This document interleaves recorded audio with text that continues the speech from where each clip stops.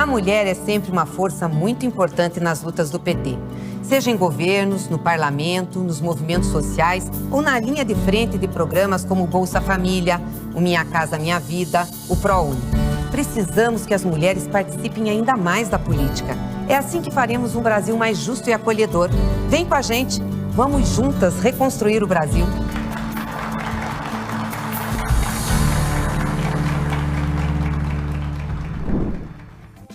O tema das aulas desta semana no TV Elas por Elas Formação Eleições é Cultura. Na segunda aula deste bloco, Ana Terra Viana vai conversar com a gente sobre mulheres e cultura.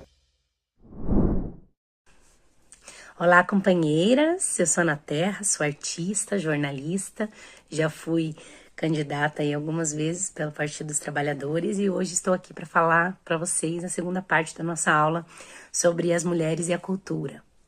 Bom, a gente sabe que a pauta feminista ela é transversal, né? Então, é a nossa luta por garantia de todos os nossos direitos, os direitos das mulheres, que perpassam pelo direito à vida, educação, saúde, moradia, alimentação, nossos próprios corpos. E o direito à cultura também se encaixa aí nesse espectro dos nossos direitos enquanto seres humanas, enquanto mulheres que fazem a luta diária para criar os nossos filhos, cuidar das nossas casas, enfim, fazer todas as funções que nós fazemos muito bem e fazemos muitas ao mesmo tempo, né? E para além desses básicos direitos, cotidianamente as mulheres enfrentam aí as mazelas da vida, né? E com uma necessidade do suporte do Estado muito maior do que o suporte que necessitam os homens, por exemplo. Nós, mulheres, a gente é a maior usuária dos espaços públicos das cidades, as que circulam mais na cidade e se utilizam das ruas, das calçadas, além de se locomover até o trabalho, levar a criança na escola, geralmente ser responsável pelo cuidado de outras parentes da família quando estão doentes, então para levar num médico, é sempre a grande maioria das vezes, somos nós mulheres que cumprimos esse papel da pessoa que cuida, né? E faz compras do mercado, sai para trabalhar, enfim. Para que as mulheres tenham mais facilidade no seu dia a dia, é necessário que o Estado facilite essa vida para a gente. E aí entra o discurso, o debate do direito à cidade. É necessário que a gente tenha boas calçadas para se caminhar com um carrinho de bebê, por exemplo. Necessário que as ruas sejam tranquilas para que a gente se locomova de carro. Necessário que existam ônibus disponíveis nas mais diversas regiões para que a gente consiga se locomover de um lugar para o outro. Necessário que tenha arborização dentro da cidade para a gente caminhar muito, poder descansar embaixo de uma árvore, poder sentar num banco de praça, enfim. Inclusive, praças podem proporcionar também descanso e lazer, né? Se a gente tiver um espaço para as crianças poderem se divertir, um espaço em que a mãe, enquanto isso, possa sentar, ler um livro. Uma das ideias bacanas que a gente poderia implementar enquanto política pública e pensar aí enquanto mulheres que estão se colocando como candidatas no poder público são bibliotecas públicas abertas em praças, por exemplo. Isso aí auxiliaria muitas mulheres a terem acesso à cultura, acesso à leitura, à literatura. E é necessário que a gente reflita, né? E que essa reflexão seja imprimida em luta. Conquista de política pública que dê conta do bem-estar e do direito à cultura e lazer. Nós, mulheres, temos muitos afazeres diários e muitas vezes a gente esquece de nós mesmas, do nosso autocuidado. E o lazer, a arte, eles podem estar imprimidos aí nesse autocuidado, porque a arte liberta, educa, nos faz enxergar o mundo sob outras perspectivas e proporciona lazer também. Não é um gostoso assistir uma peça de teatro, assistir um cinema, assistir a um show. O direito à cultura também é um direito à saúde e à educação, já que ao lado da educação, a cultura é uma ferramenta de transformação social. E a necessidade de correr atrás dos direitos básicos que as mulheres têm, principalmente nesse momento que a gente vive uma crise política, social, econômica e um Estado genocida, né? Um Estado que não se preocupa nem um pouco com o bem-estar das pessoas, pelo contrário, né? A gente tem corrido ainda mais, as mulheres têm dormido sem saber se vai ter o gás para cozinhar o alimento das crianças e da família no outro dia. Essa correria do dia a dia faz com que a gente se afaste da gente mesma. E acesso à cultura e arte são pontos em que podem auxiliar a nossa saúde mental, o nosso bem-estar e a proporção de lazer e alegria, né? Como diz a música lá do Titãs, a gente não quer só comida, a gente quer comida, diversão e arte. Tá difícil botar comida na mesa do brasileiro e da brasileira hoje em dia. Mas isso faz com que a gente corra ainda mais do que a gente já corre em momentos de um bem-estar social um pouco melhor.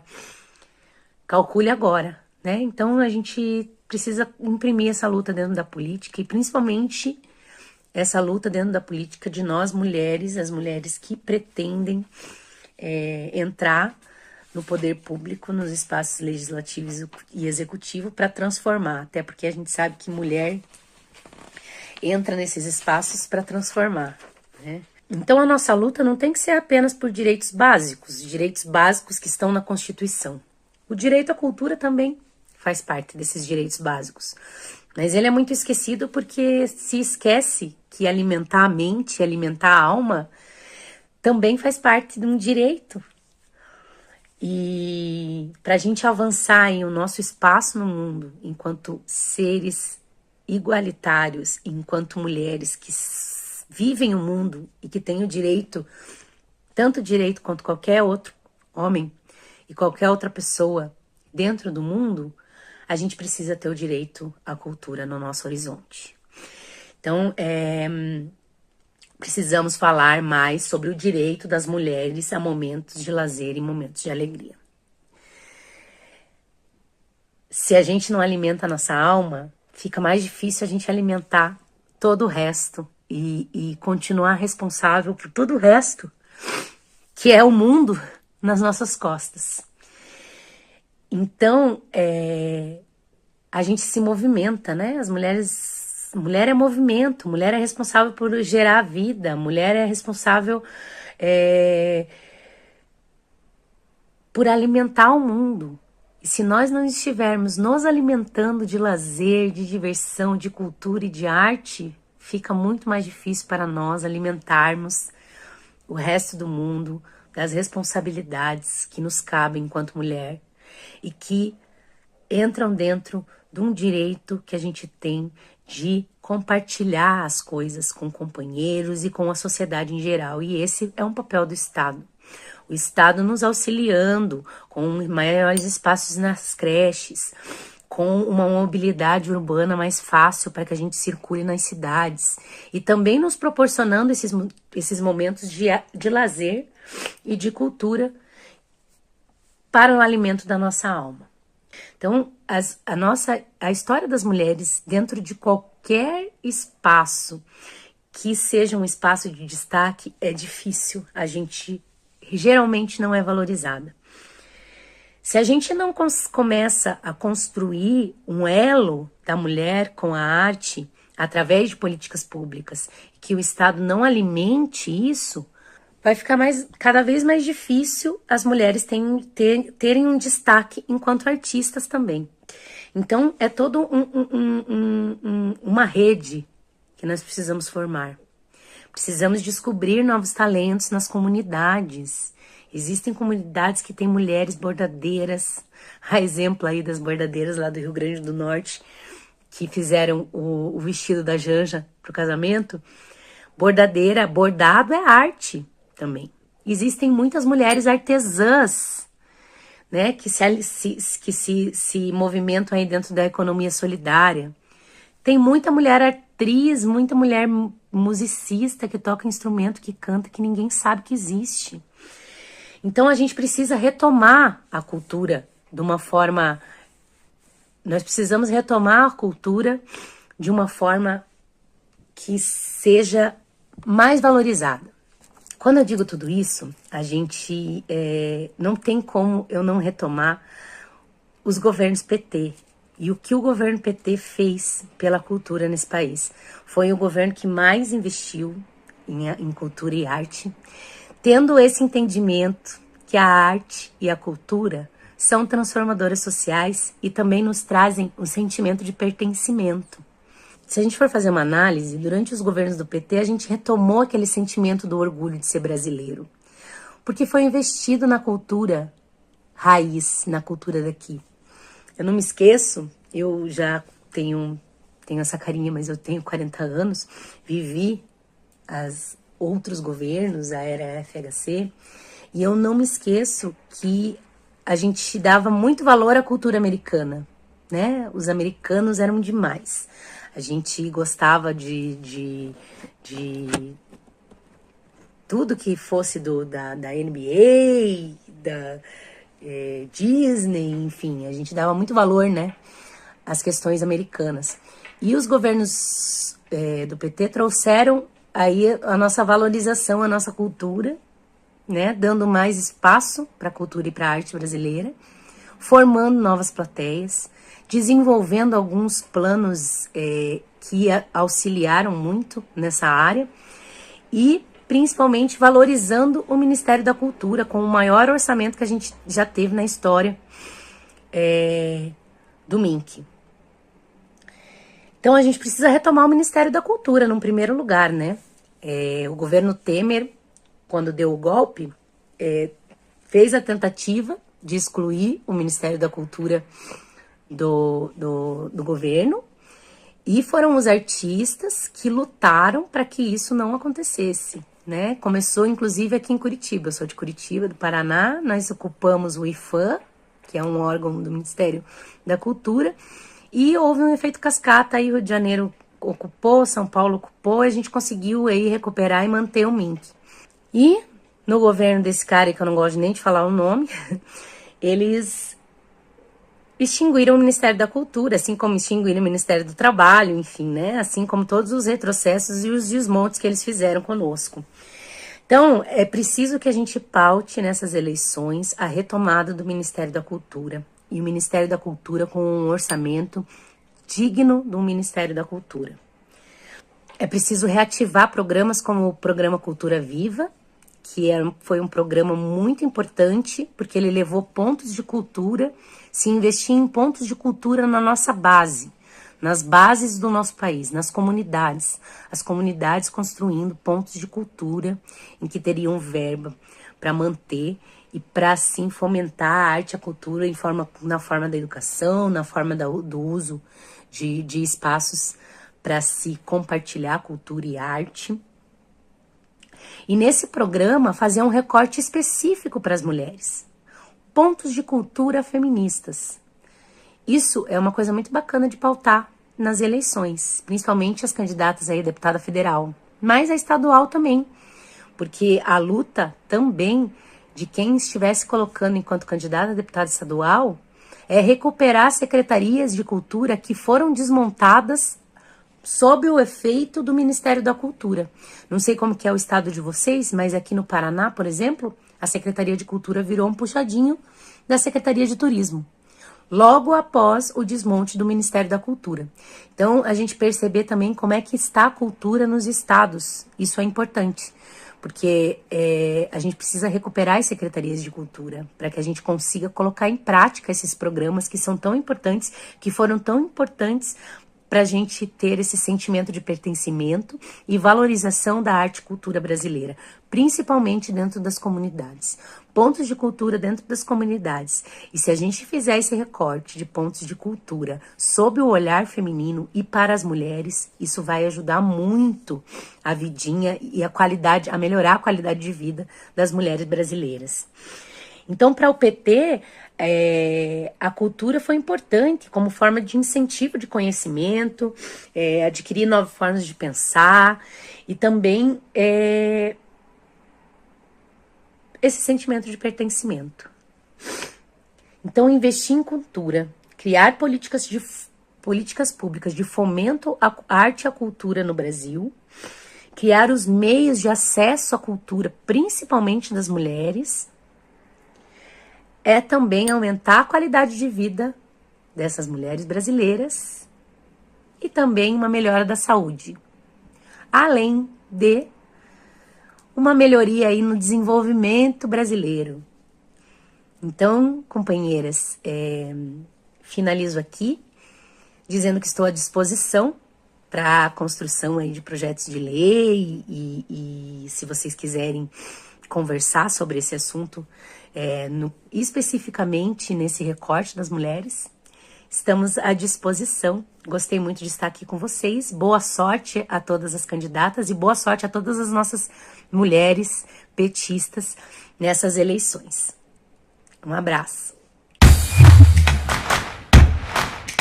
Que futuro nós queremos para nós, mulheres, para os nossos filhos, para as nossas comunidades, para o nosso país?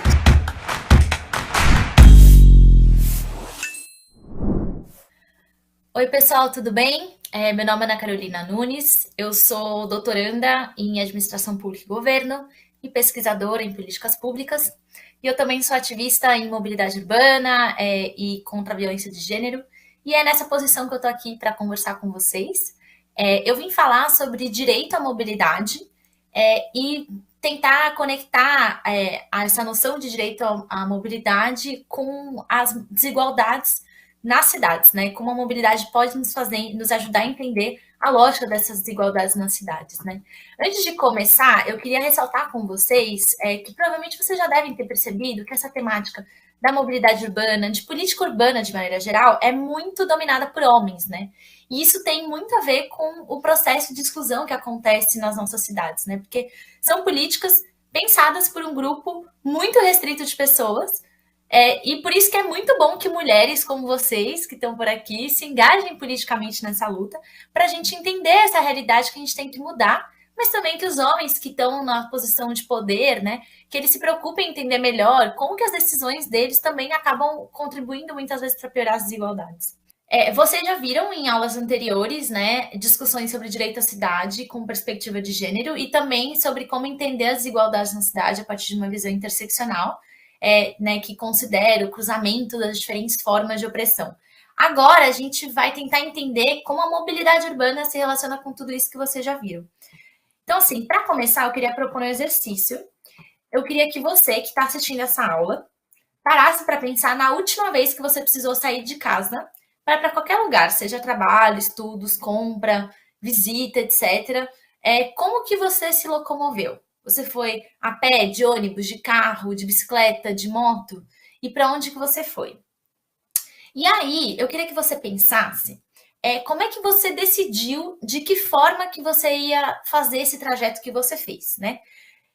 Você provavelmente deve estar pensando aí no tempo, né? No tempo que você tinha disponível para chegar até o lugar, no horário que você precisava chegar, no quanto que você gostaria ou poderia gastar para fazer esse deslocamento. Então, aí você toma essa decisão. No que ou com quem você precisaria ir, se você precisava levar alguma coisa, precisava ir com alguém, então dependendo, poderia ser de um jeito ou de outro, né, com um meio de transporte de outro, e também, obviamente, em quais os meios de transporte, as opções que estavam disponíveis para você usar para se locomover até esse lugar onde você precisava ir. Mas você também pensou, por exemplo, no que seria mais confortável para você? Em que meio de se deslocar seria mais saudável, ou que polui menos, ou que faria você sentir mais segura nesse trajeto, né? E nas outras vezes em que você se desloca, normalmente, quais são os fatores que você leva em conta na hora de decidir como que você vai? Eu pedi para você pensar na sua realidade, em como você toma essa decisão, para que a gente conseguisse entrar em um aspecto crucial de quando a gente fala de direito à mobilidade, que é a possibilidade de escolha. O direito à mobilidade, ele está ligado à nossa possibilidade, enquanto cidadãos e cidadãos, de nos movermos pelo território, né, pelas nossas cidades, quando, como, para onde a gente quiser, né? Mas não é de qualquer jeito, né? Assim, não adianta só conseguir se mover, mas a gente se mover e aproveitar o território com segurança, com qualidade, com conforto, né? Não é simplesmente o direito de ir e vir de um ponto a outro, né? Mas o de viver o território e a cidade da maneira como a gente prefere. Para deixar isso um pouco mais fácil de visualizar, eu vou contar uma historinha aqui para vocês, né? É a história do João e da Mariana. São duas pessoas que têm a mesma idade, os dois têm 25 anos, e trabalham na mesma empresa, moram na mesma cidade, ganham o mesmo salário de R$ 3.500 por mês, né? O João, ele é solteiro, ele mora com os pais dele, a 2 quilômetros do centro da cidade, e tem uma estação de metrô muito perto da casa dele. Já a Mariana, ela tem 2 filhos pequenos, ela é recém-separada, e ela mora a 10 quilômetros do centro da mesma cidade e não tem metrô perto da casa dela. O João, ele vai de metrô para o trabalho, mas ele está ensaiando começar a ir de bicicleta, porque é mais gostoso, né? E ele normalmente vai de casa para o trabalho, do trabalho para casa e de fim de semana dá uns rolezinhos, né? Mas ele vai começar a fazer um curso de inglês 2 vezes por semana, aproveitando que a empresa dá um descontinho, aí a bicicleta vai ajudar ele a fazer esses trajetos sem gastar menos e além de ser mais confortável. A Mariana, por sua vez, ela precisa pegar 2 ônibus e um metrô para ir para o trabalho. E como ela tem 2 filhos, ela tem que sair de casa bem cedinho para deixar os filhos na escola. E também precisa gastar uma parte do dinheiro dela para pagar um ônibus escolar para buscar os filhos na escola e deixar na casa da vizinha, que cuida dos filhos até a Mariana chegar em casa. Às vezes ela precisa pedir para a vizinha ficar um pouquinho mais com as crianças, porque ela precisa passar no mercado para comprar as coisas da casa. De fim de semana, a Mariana quase nunca consegue passear, porque ela precisa resolver as coisas de casa e às vezes ela precisa visitar a mãe que está com probleminha de saúde. Às vezes ela passeia com os filhos, mas ela fica pelo bairro mesmo, porque ia ficar muito caro ficar levando e voltando para o centro, né? Ela também queria fazer o curso de inglês 2 vezes por semana, que nem o João tá fazendo, né? E a vizinha até se ofereceu para ficar com as crianças até mais tarde, durante a semana.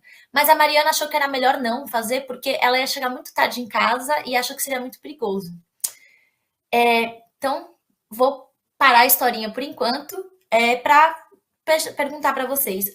Você acha que o João e a Mariana, eles têm as mesmas possibilidades de escolher quando, como e para onde eles vão se deslocar? Vocês percebem como as opções de mobilidade são decisivas para as oportunidades que eles conseguem abraçar?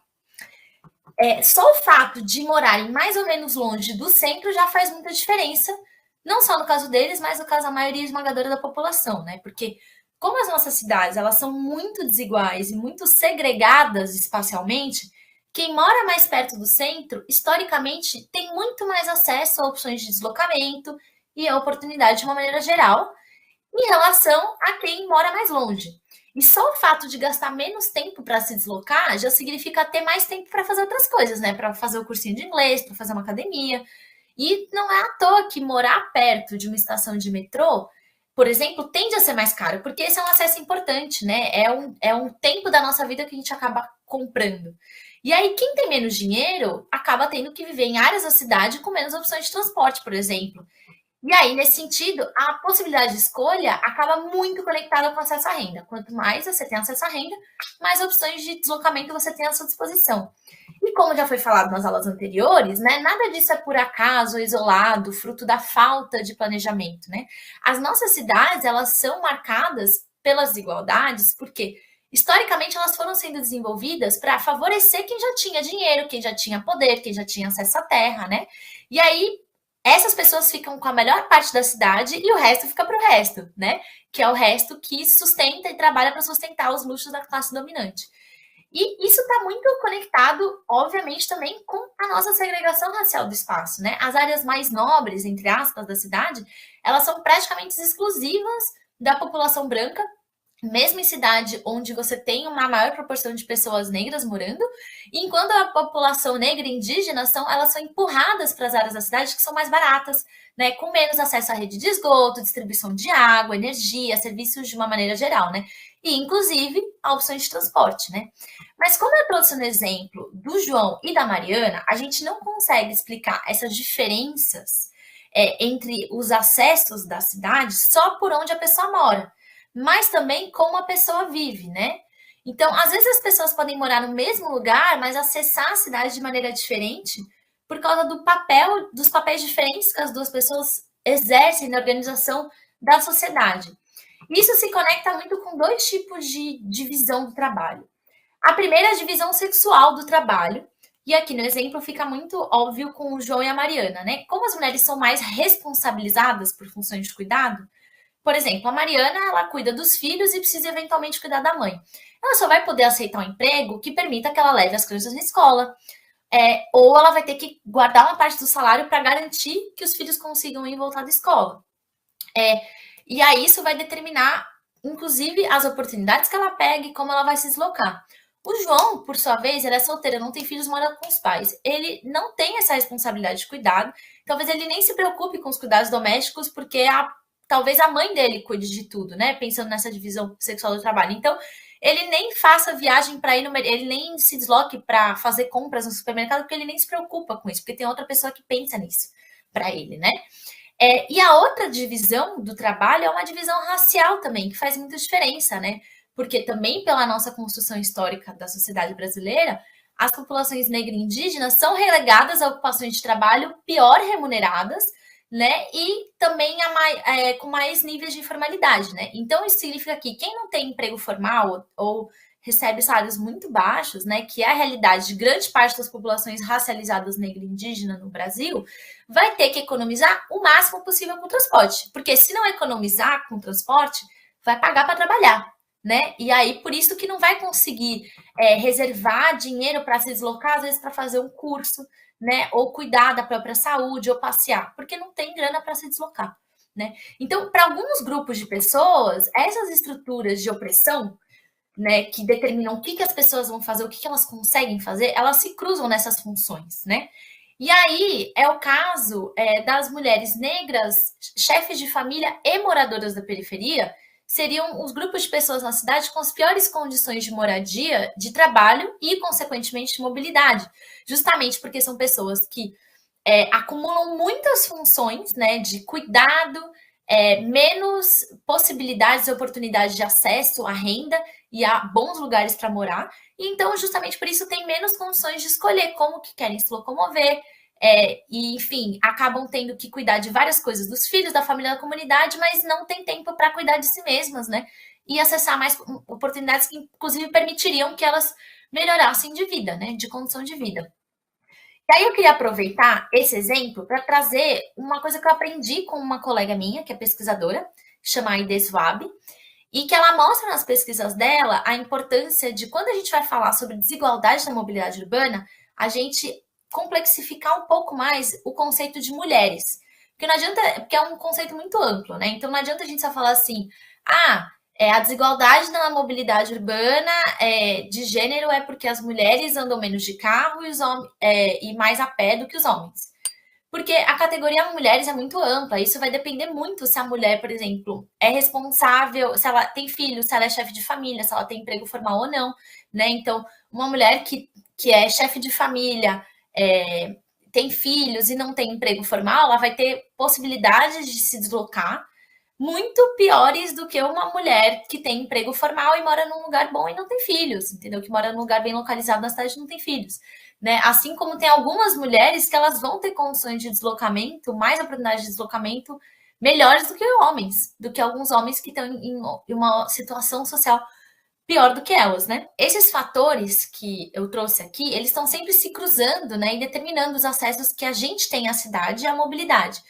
Então, é por isso que é tão importante a gente ter sempre um olhar interseccional de como as diferentes formas de opressão se cruzam, como vocês viram em outras aulas, né?